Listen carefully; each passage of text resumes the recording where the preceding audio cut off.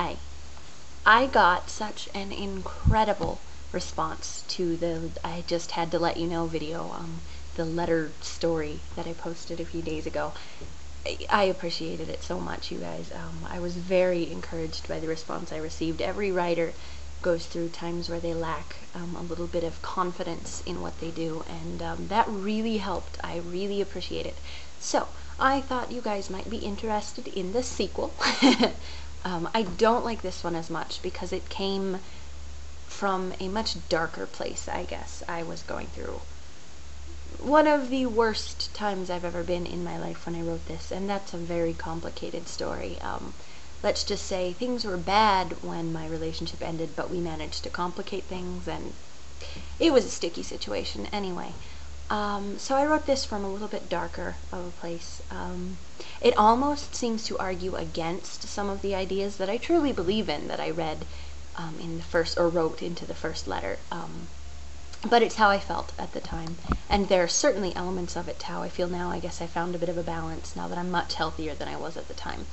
And I'll just get to it. This is a sequel to that letter, written in the same way, and written to the same person, who never really existed. Even the immortal can be killed. Loving you all this time was hard. I told myself that the difficult part was that you refused to love me back. Really, all the sweat went into holding on to my love for you. It hurt so bad all this time, telling myself that I was just trying to get over you, when all I was really doing was holding on to your love with all of my strength. Suddenly, I reach for that secret place in my heart where I've held my love for you for so long, and it's empty. I swore over and over that if I could just stop loving you, if I could just let go, I'd be happy. Instead, I feel empty. This love, it used to fill me with a strong, bittersweet power. This heat that warmed my heart was something I embraced, even if it burned at the same time. Now I reach for it and find nothing. It feels so empty. It's so cold, so wrong, like something was cut away from my heart. I feel incomplete.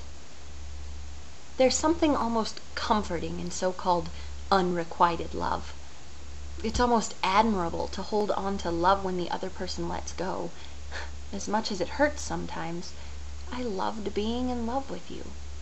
I felt whole as long as I still loved. I'd never totally lost you. We had never totally died as long as I held on in my heart. Now, we are fading into nothing as my heart completely closes itself to you.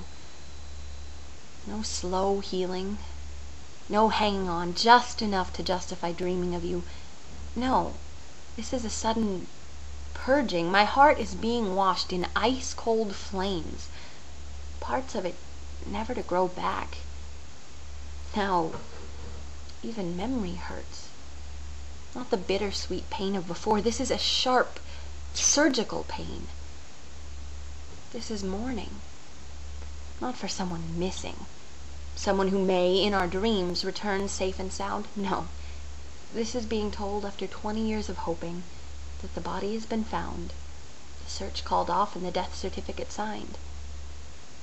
If I could have chosen, I would never have stopped loving you.